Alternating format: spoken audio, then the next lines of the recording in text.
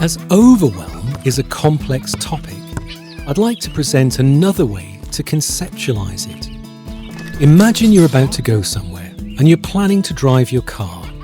When you go to your parking place, instead of your car, you find a pile of car parts where your car used to be. Every single nut, bolt, wheel, washer and door handle of your car in a big pile on the floor. There's no way you could drive that pile of car parts to work or school or anywhere else. But if we took the time to put these parts back together in a very particular way, there would come a time with the tightening of the last nut when the pile of car parts would become a car. It would become something other than just parts. It would be a useful tool to help us navigate our world. In Gestalt Psychology, this is called the principle of totality. Basically, what we see, what we perceive, is something different from what we would predict based only on its individual parts. Our ability to see the whole, rather than the combination of parts, is awesome because we have things like bicycles, blenders, computers, and chairs. Things that are functional, not just parts. Recognizable tools that can be adapted to meet our needs. But unfortunately, this principle can work in negative ways too. Overwhelm is a good example. Think of individual stressors as car parts. We add them up, we see how they relate, we put them together in a very particular way, and suddenly, bingo, they become something more.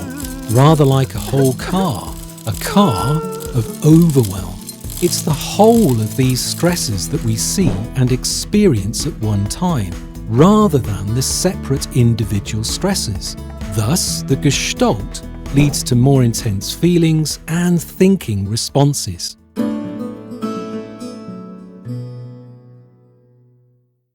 Overwhelm can be related to BFRBs in what appears to be, at least initially, two distinct pathways.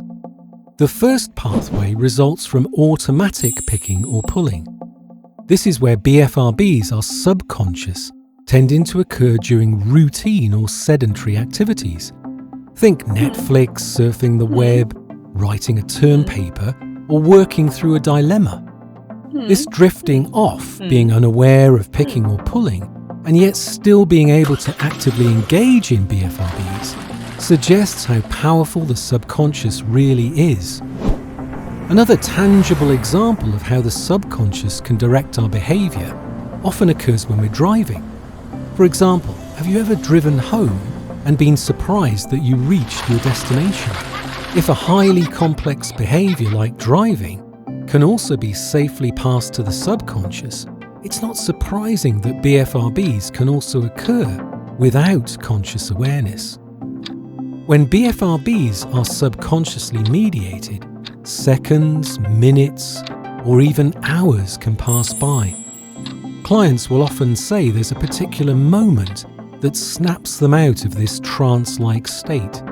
It seems that when an internal threshold is reached, and this might be pain or bleeding or the size and feel of a hairless area, conscious awareness tunes back in, potentially bringing with it an internal critic. This critic can, at times, rather harshly judge not only the loss of time and the potential damage, but also our sense of self. These internal experiences can quickly contribute to a sense of overwhelm, in part because of the enormity and the potential impact of a prolonged automatic BFRB session.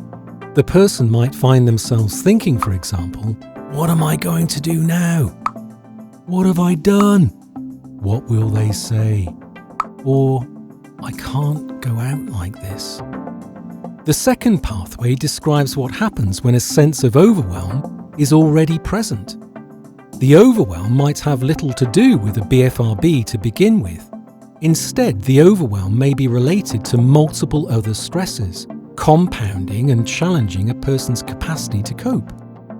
The BFRB, under these circumstances, can become a direct and focused or conscious attempt to manage the overwhelm and regulate emotions. In this instance, an individual would purposefully and consciously walk into the bathroom, fully aware that they were about to engage in their BFRB as a means of managing and seeking relief from their distress. The BFRB provides a known and predictable outcome. These seemingly distinct pathways can also be interrelated. The second pathway can lead into the first pathway. Intentional and focused BFRB behaviours also tend to have automatic elements, and the individual who consciously started their behavioural chain can drift into automatic and subconscious behaviours. Once again, if an internal threshold is reached and there's a return to conscious awareness, the effect can be paradoxical when the sense of overwhelm is compounded rather than reduced.